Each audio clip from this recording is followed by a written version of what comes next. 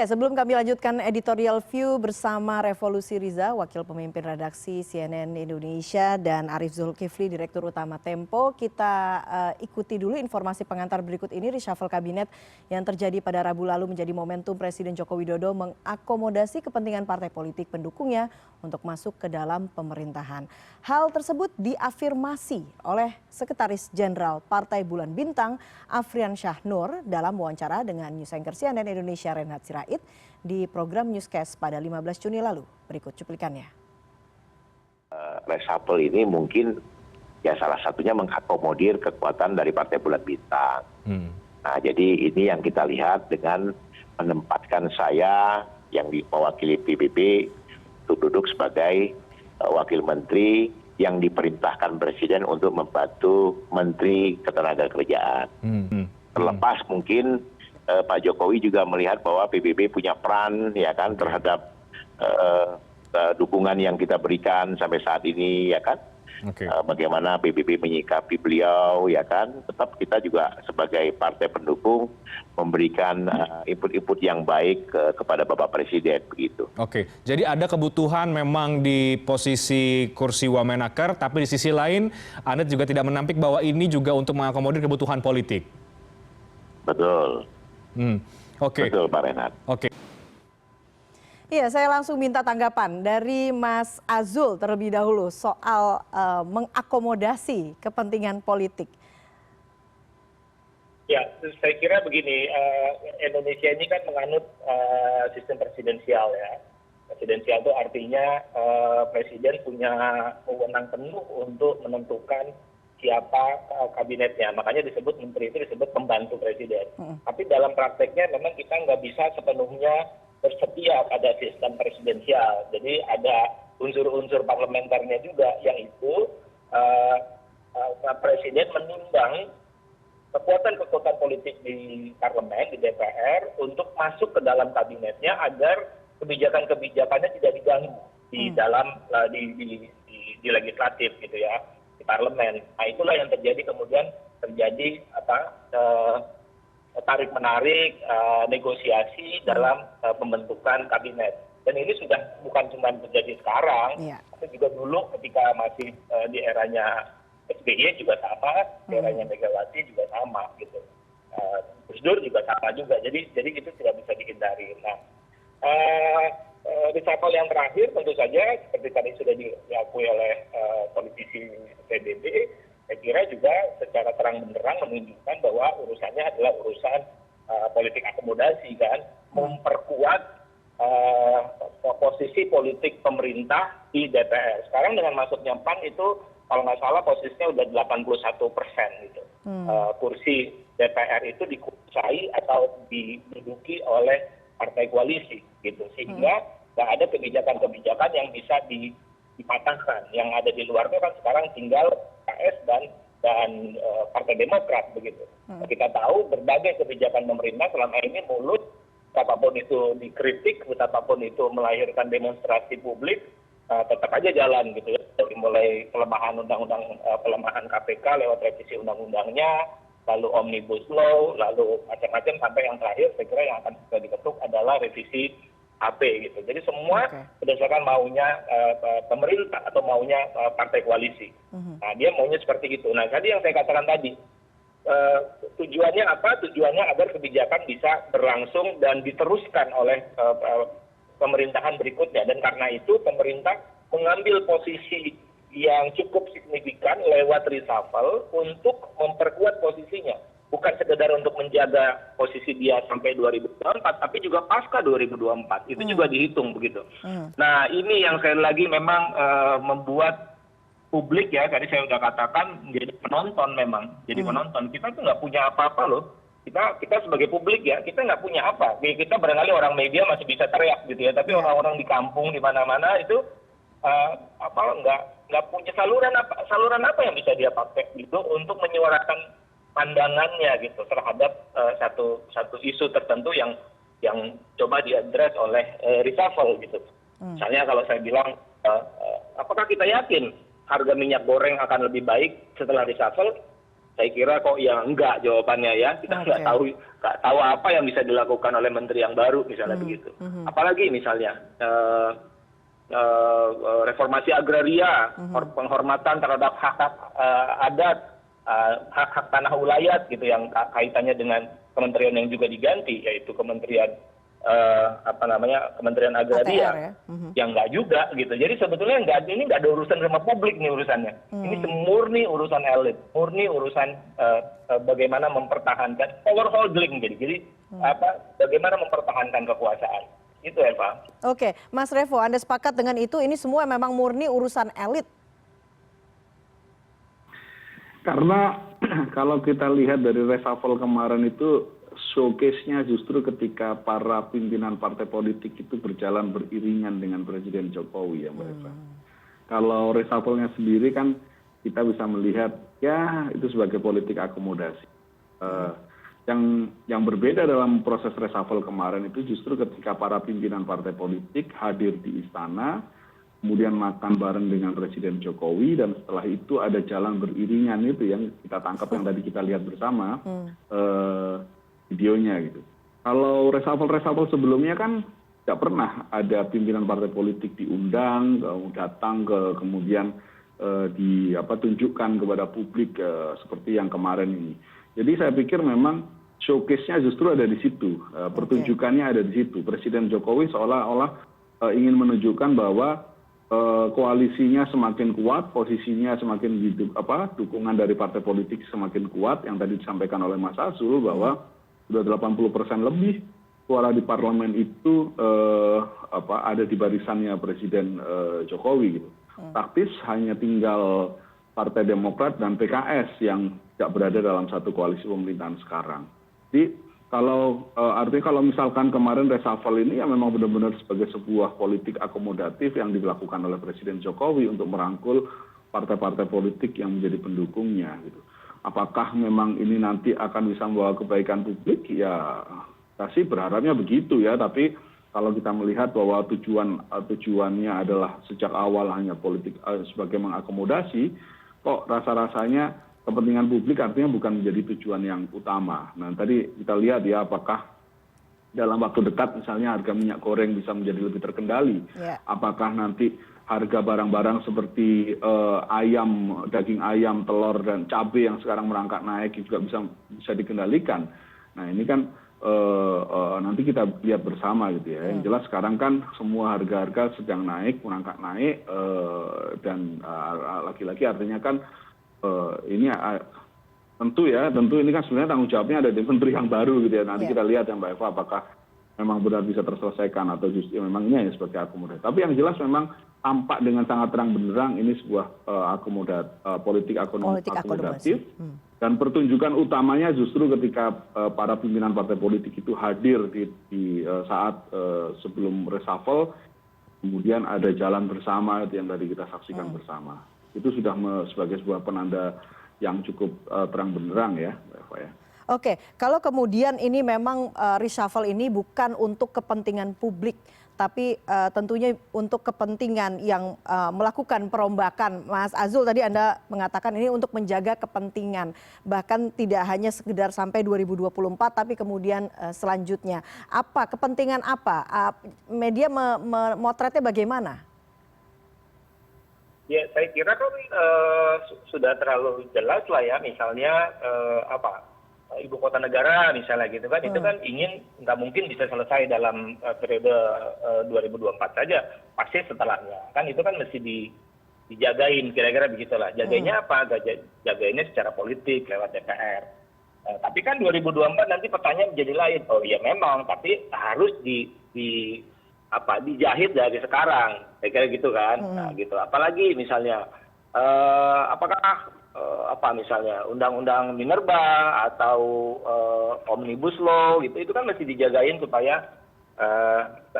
tetap bisa bertahan sampai kapanpun gitu kan, kira-kira kan. Nah karenanya itu kan dipastikan dari sekarang gitu.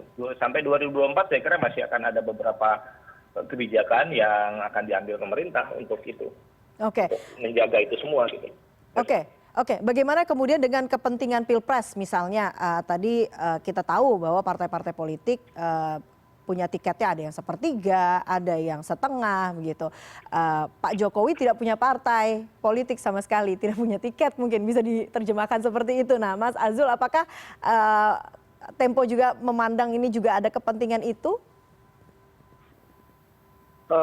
Dari sisi siapa ya? Kalau dari sisi partai politik tentu saja. Tapi kalau kita bicara reshuffle kan kita bicara tentang hak prerogatif presiden. Jadi aktor utamanya tentu saja adalah presiden, gitu kan. Nah tadi kemudian kita baca kepentingannya pemerintah ini apa. Tadi saya sudah katakan kepentingan pemerintah adalah untuk menjaga kebijakan-kebijakannya agar terus diamankan sampai 2024 bahkan setelahnya. Saya kira gitu dari presiden. Nah kalau kita bicara tentang calon-calon presiden 2024 yang belum punya tiket atau punya tiket setengah, itu urusannya udah lain lagi gitu. Urusannya adalah urusan bagaimana mereka, terutama yang bukan dari partai, itu bisa memberi rasa confidence dari partai politik agar memberikan tiket itu kepada mereka, gitu kan, supaya mereka yang masuk dalam gelanggang.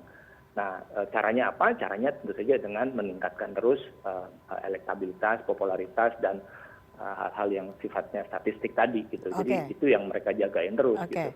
Jadi kalau yang terakhir saya kira ini nggak ada kaitannya sama reshuffle, tapi kaitannya dengan meningkatkan elektabilitas dari para calon.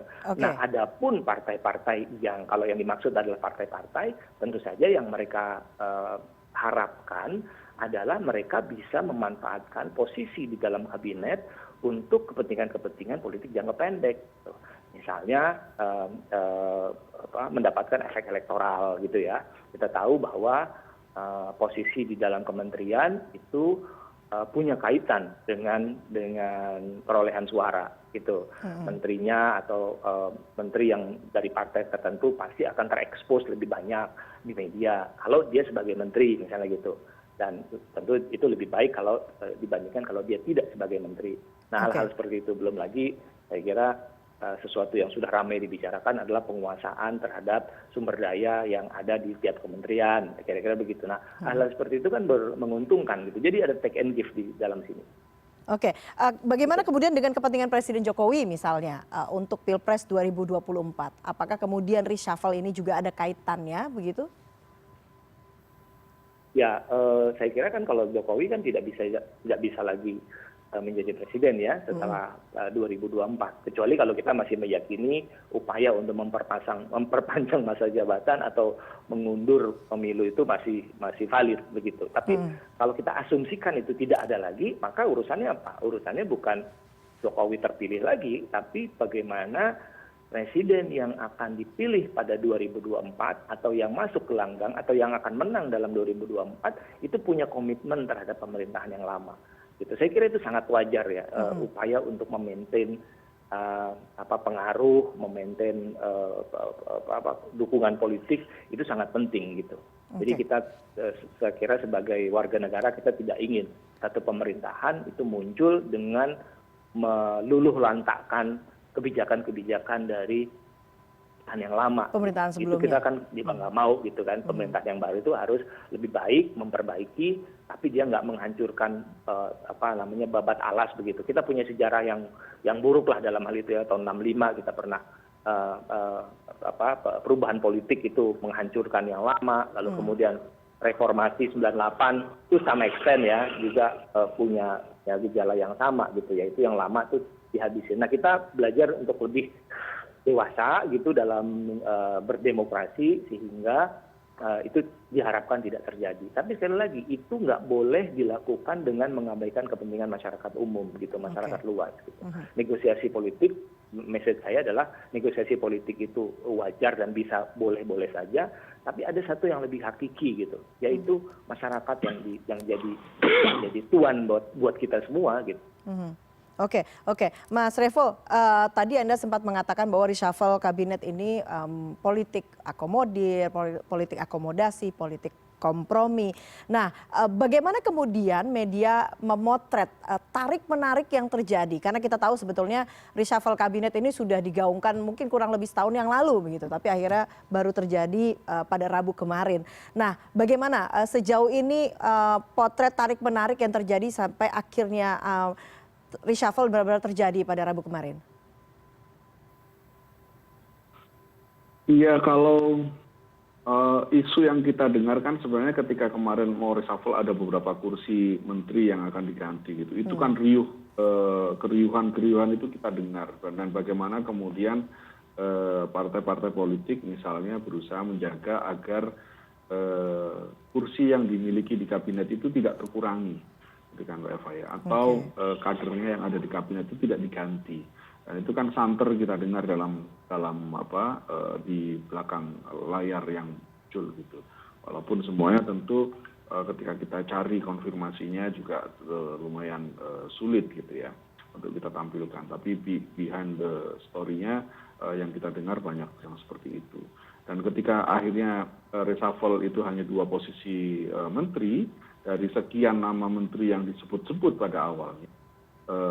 Dan kemudian wamen yang muncul lebih banyak, dan dari tidak ada 18 ya kursi wamen yang kosong, hanya beberapa yang diisi, dan yang diisi itu semuanya dari partai politik. Tentu ini yang kemudian menguatkan menguatkan asumsi bahwa ini adalah politik akomodasi.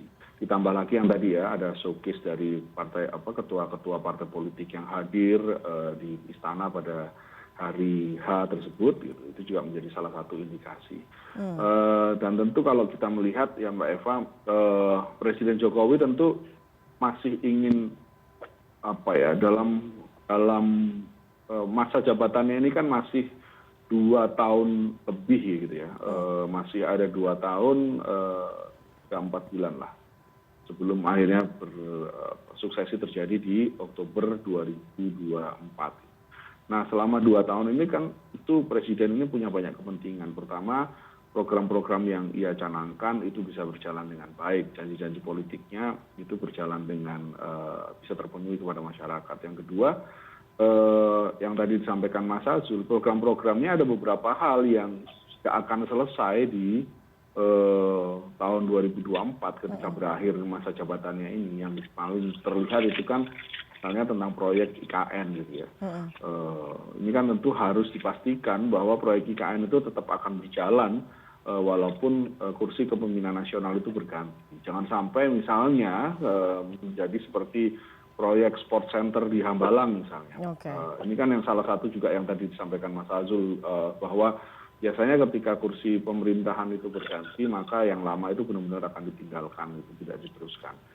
Kita tahu kan yang pembangunan sport center di Hambalang itu ya sudah sekarang menjadi barang mangkrak aja, gitu, tidak diteruskan. Dan ada beberapa hal-hal lain misalnya yang tidak berjalan. Nah, kita tuh tentu wajar kalau misalkan Presiden Jokowi ingin keberlangsungan programnya itu berjalan diteruskan oleh penerusnya, dan ini yang harus ia pastikan sejak sekarang gitu.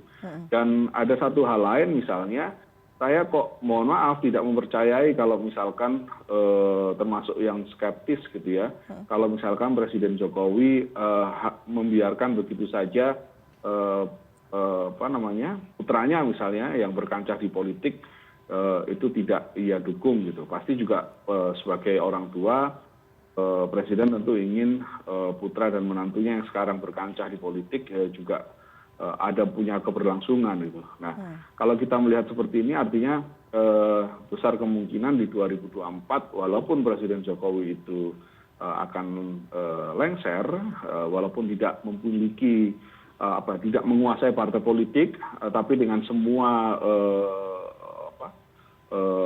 kekuasaan yang dimiliki sekarang sebagai presiden, tentu Presiden Jokowi berharap bisa menjadi salah satu kingmaker ya di 2024, dan itu pastilah itu tidak mungkin tidak akan menjadi kingmaker. Nah, nanti akan kita lihat Presiden Jokowi ini walaupun tidak memiliki partai itu ada di mana posisinya, apakah ada di koalisi bersama dengan PDIP atau dengan koalisi yang lain. Ini juga salah satu hal yang akan kita lihat bersama dalam kurun waktu sampai menuju 2024 ini ya Mbak Eva ya. Ini hal menarik lain yang akan kita cermati bersama. Oke, jadi artinya menjadi kingmaker ini penting begitu ya bagi Presiden Joko Widodo, karena untuk tadi yang seperti disampaikan Mas Azul, menjaga kepentingan setelah 2024. Iya, tentunya seperti itu ya.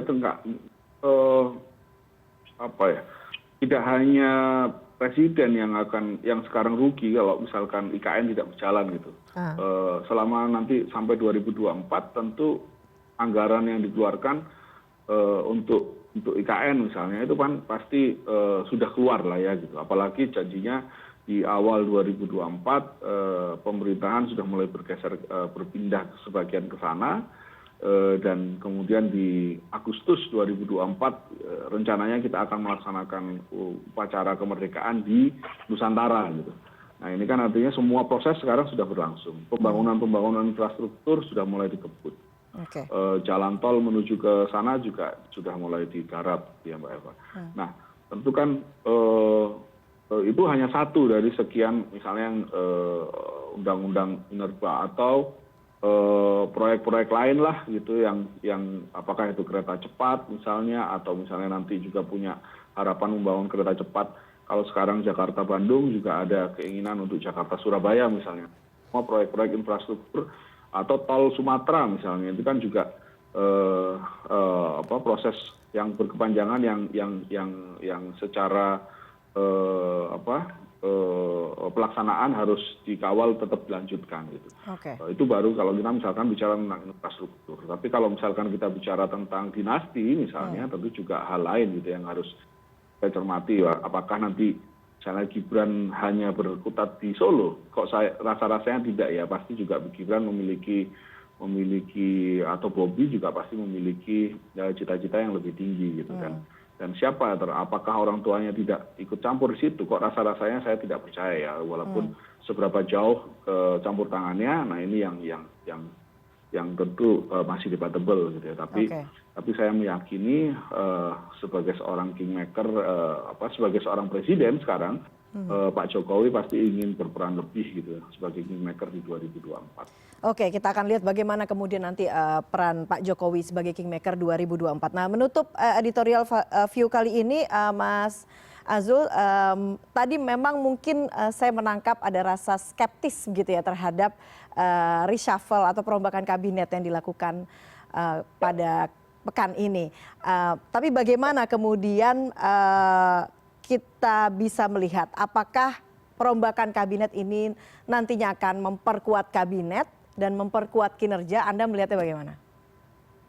Kalau memperkuat kabinet, saya kira dalam rangka konsolidasi begitu, saya kira tentu akan kuat. Karena itu sudah real sekali. 81,9% suara pemerintah itu ada di DPR yang partai-partainya diserap di dalam kabinet gitu ya. Tapi apakah menjadi lebih baik? Nah ini yang mesti kita lihat. Gitu. Kita mesti lihat apakah menjadi lebih baik. Nah, ini yang saya kira bisa kita amati bersama. Nah, yang lain menurut saya tentu saja adalah apakah reshuffle kabinet ini terkait secara langsung atau tidak langsung dengan penguatan posisi Presiden Pak Jokowi di dalam negosiasi politik dalam rangka 2024. Okay. Nah, tadi kan Revo sudah menyebut satu keywordnya ya, yaitu kingmaker gitu. Jadi memang banyak pengamat mengatakan kalau presiden tidak bisa lagi jadi presiden pasca 2024 maka yang akan diambil adalah kingmaker, posisi kingmaker. Nah, di sini menurut saya ada satu problem ya yang serius dan mungkin malah berbahaya ketika pemerintah yang masih berkuasa itu berpretensi untuk ikut campur menentukan atau apa yang disebut Revo tadi sebagai kingmaker tadi.